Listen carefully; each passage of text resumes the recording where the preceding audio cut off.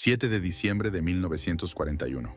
Mientras las bombas caían sobre Pearl Harbor, Japón creyó que acababa de humillar al gigante más poderoso del planeta. Y sí, durante unas horas parecían invencibles. Los estadounidenses estaban en shock. Los barcos ardían y el Pacífico parecía quedar abierto para el imperio japonés.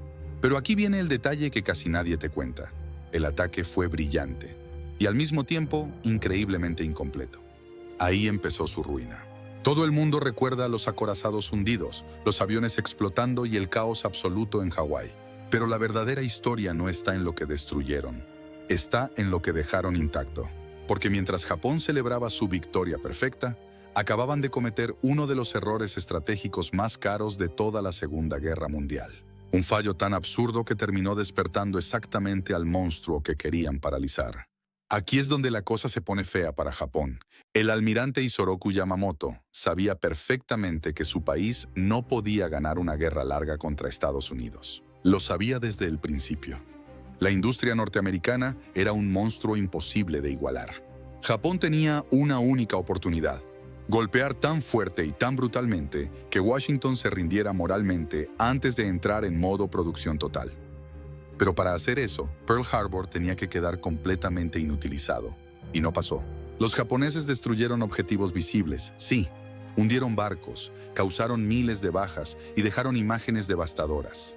Pero dejaron intactas las instalaciones más importantes de toda la base: los depósitos de combustible, los astilleros de reparación y los submarinos. Básicamente, golpearon el músculo, pero dejaron vivo el corazón. Cualquiera con 2 dedos de frente entiende que si quieres incapacitar a tu enemigo, destruyes su capacidad de recuperarse. Japón no lo hizo. Y aquí viene el error todavía más increíble. Los portaaviones estadounidenses ni siquiera estaban en Pearl Harbor ese día. Los objetivos más valiosos de toda la flota simplemente no estaban allí. Japón atacó una era militar que ya estaba muriendo, la de los acorazados, mientras ignoraba accidentalmente la nueva era de la guerra naval, los portaaviones. Fue como intentar destruir un imperio usando tácticas del pasado, mientras el futuro ya estaba delante de sus narices. La pregunta brutal es esta: ¿fue arrogancia, exceso de confianza o simple mala lectura estratégica? Porque si Japón hubiera lanzado una tercera oleada para destruir el combustible y los astilleros, probablemente Estados Unidos habría tardado muchísimo más en recuperarse. El Pacífico podría haberse convertido en un infierno todavía peor para los aliados. Pero decidieron retirarse demasiado pronto. Creyeron que ya habían ganado. Y en la guerra, el momento exacto en que crees que eres invencible suele ser el momento en que empiezas a perderlo todo.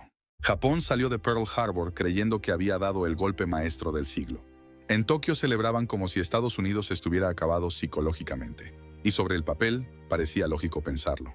Habían atacado una base gigantesca a miles de kilómetros de su territorio, destruyeron barcos importantes y dejaron a la opinión pública norteamericana completamente paralizada durante unas horas. El problema es que confundieron shock con rendición, y eso fue un error de novato en una guerra entre imperios. Aquí está el detalle que les explotó en la cara. Los japoneses entendieron mal la mentalidad estadounidense. Pensaban que un golpe brutal haría que Washington negociara paz para evitar más pérdidas. Pero ocurrió exactamente lo contrario. Pearl Harbor unificó a un país dividido. De repente, millones querían sangre. Japón no destruyó su voluntad. La despertó como si hubieran pateado un avispero industrial gigante. Y cuando hablamos de industria, aquí es donde la diferencia se vuelve obscena. Japón tenía pilotos brillantes y disciplina brutal. Pero EU tenía fábricas. Fábricas capaces de producir barcos, aviones y municiones a una velocidad absurda. Los japoneses apostaron todo a una guerra corta porque no podían competir a largo plazo. El problema es que Pearl Harbor no retrasó lo suficiente la maquinaria estadounidense. Apenas la enfureció. Mientras Japón avanzaba, EU ya se estaba reorganizando. Las fábricas civiles empezaron a fabricar bombarderos. Los astilleros trabajaban día y noche. Los portaaviones nuevos aparecían como si salieran de una cadena infinita. Aquí es donde la estrategia japonesa empieza a parecer una locura. Atacaron al único país del planeta que podía reemplazar pérdidas más rápido de lo que ellos podían provocarlas. Y hay otro fallo gigantesco. Japón subestimó el valor simbólico. El ataque fue visto como una traición, porque ocurrió mientras aún existían conversaciones diplomáticas. Para millones, Aquello fue una humillación nacional. Y cuando conviertes una guerra en algo personal para una superpotencia, creas un enemigo mucho más peligroso, una obsesión colectiva. La alternativa era evidente. Japón necesitaba evitar la guerra directa o destruir completamente su capacidad operativa, no a medias, dejando combustible y submarinos intactos. Yamamoto entendía eso mejor que nadie, pero quedó atrapado entre la presión política y el exceso de confianza. Mientras celebraban, el reloj de su derrota ya había empezado a correr. Después del caos inicial en Pearl Harbor, los comandantes japoneses tenían una decisión delante que literalmente podía cambiar la historia. La primera oleada había golpeado fuerte. La segunda terminó de sembrar destrucción. Y entonces apareció la pregunta clave. ¿Lanzamos una tercera oleada para destruir lo que realmente mantiene viva esta base o nos retiramos? Aquí es donde Japón tomó la decisión que les costó la guerra. El almirante Chuichi Nagumo, encargado del ataque, decidió retirarse. Oficialmente, argumentó que el factor sorpresa ya se estaba perdiendo y que quedarse más tiempo aumentaba el riesgo de perder portaaviones japoneses. Sobre el papel, suena prudente. Pero en realidad fue una jugada conservadora en el peor momento posible, porque los objetivos más importantes seguían intactos. Y cualquiera que entienda logística militar sabe que una base naval vive o muere por su capacidad de reparar, repostar y rearmar. Los depósitos de combustible de Pearl Harbor almacenaban millones de litros esenciales para operar toda la flota estadounidense en el Pacífico. Si Japón los destruía, Estados Unidos habría tenido enormes problemas para mantener operaciones durante meses. Pero ahí estaban intactos. Lo mismo con los diques secos y talleres de reparación. Muchos barcos dañados volvieron al servicio precisamente porque esas instalaciones sobrevivieron. Japón dejó viva la capacidad de recuperación de su enemigo. Un error grotesco. Y aquí viene la ironía brutal. Algunos de los acorazados hundidos ni siquiera fueron pérdidas permanentes. Varios fueron reflotados, reparados y reutilizados. Es decir, Japón arriesgó una operación gigantesca para destruir objetivos que Estados Unidos terminó recuperando parcialmente. Mientras tanto, los objetivos estratégicos irreemplazables seguían en pie. Fue como entrar a destruir una fábrica y olvidarte de quemar la maquinaria principal. Mucho ruido, poca ejecución final. Nagumo tenía miedo de perder sus portaaviones. Y sí, perderlos habría sido un desastre. Pero aquí entra el análisis frío. Japón no podía permitirse medias victorias. Su única posibilidad real era dejar a Estados Unidos fuera de combate el mayor tiempo posible. En vez de eso, priorizaron proteger su fuerza inmediata y sacrificaron el impacto estratégico total.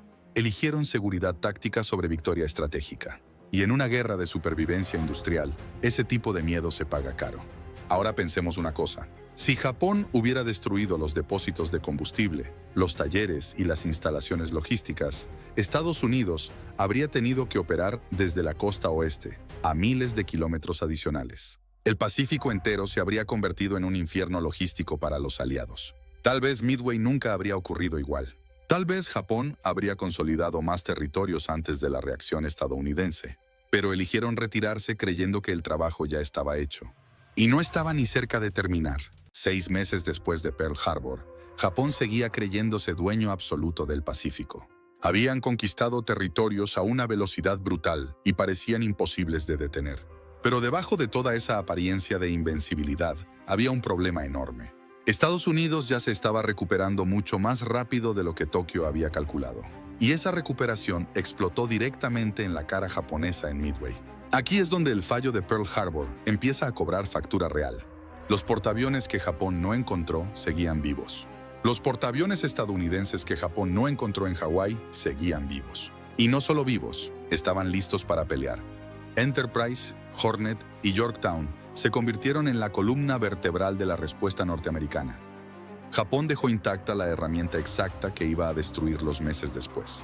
La batalla de Midway fue básicamente una cadena de errores japoneses acumulados. Exceso de confianza y una obsesión peligrosa, con repetir fórmulas que ya no funcionaban.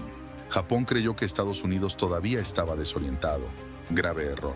Los estadounidenses habían descifrado códigos japoneses y prácticamente sabían que la trampa venía en camino. Japón caminó hacia una emboscada creyendo que era el cazador. Mientras los japoneses reorganizaban aviones, los bombarderos de EEU los encontraron. Caos absoluto, combustible expuesto, bombas apiladas, aviones vulnerables. En cuestión de minutos, 4 portaaviones japoneses, Akagi, Kaga, Soryu y Hiryu, quedaron destruidos o condenados. El núcleo ofensivo que atacó Pearl Harbor literalmente desapareció envuelto en fuego. Lo brutal es que Japón no podía reemplazar esas pérdidas como Estados Unidos sí podía. Mientras tanto, Estados Unidos seguía produciendo barcos, aviones y tripulaciones a una velocidad absurda. Ahí estaba la diferencia que Yamamoto siempre temió. Los pilotos japoneses muertos eran veteranos extremadamente difíciles de sustituir. Los portaaviones perdidos tardaban años en reemplazarse. Mientras tanto, Estados Unidos seguía produciendo barcos, aviones y tripulaciones a una velocidad absurda. Midway fue el momento en que Japón perdió la iniciativa estratégica para siempre. Y todo conecta con el mismo pecado original, no terminar el trabajo en Pearl Harbor.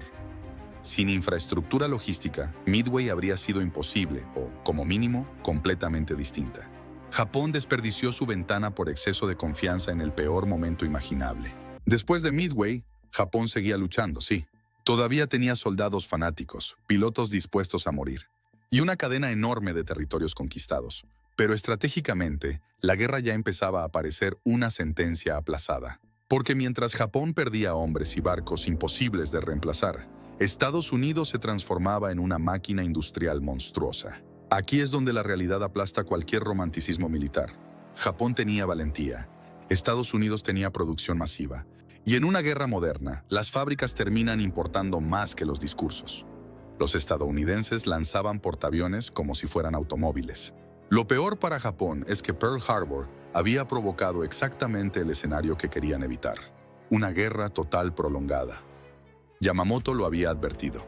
Japón podría correr libremente durante 6 meses, quizá un año. Después de eso, no garantizaba nada. Y fue exactamente lo que ocurrió. Al principio, arrasaron. Luego la marea industrial norteamericana empezó a aplastarlos lentamente como una trituradora imposible de detener.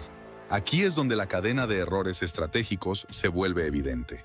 Japón expandió demasiado rápido su imperio, creando líneas difíciles de defender. Necesitaban petróleo y acero. Pero Estados Unidos empezó a cortar rutas marítimas usando submarinos que habían sobrevivido a Pearl Harbor. Y mientras Japón se desgastaba, Estados Unidos aprendía y evolucionaba. Mejor radar, mejor logística, más pilotos entrenados, más barcos, más combustible, más de todo. La diferencia era tan brutal que las victorias tácticas ya no cambiaban nada. Estaban perdiendo la guerra matemática de reemplazo. Si Pearl Harbor hubiera destruido completamente la capacidad operativa estadounidense en el Pacífico, Japón podría haber consolidado un perímetro defensivo mucho más fuerte antes de la reacción norteamericana. Tal vez la guerra se habría alargado muchísimo más.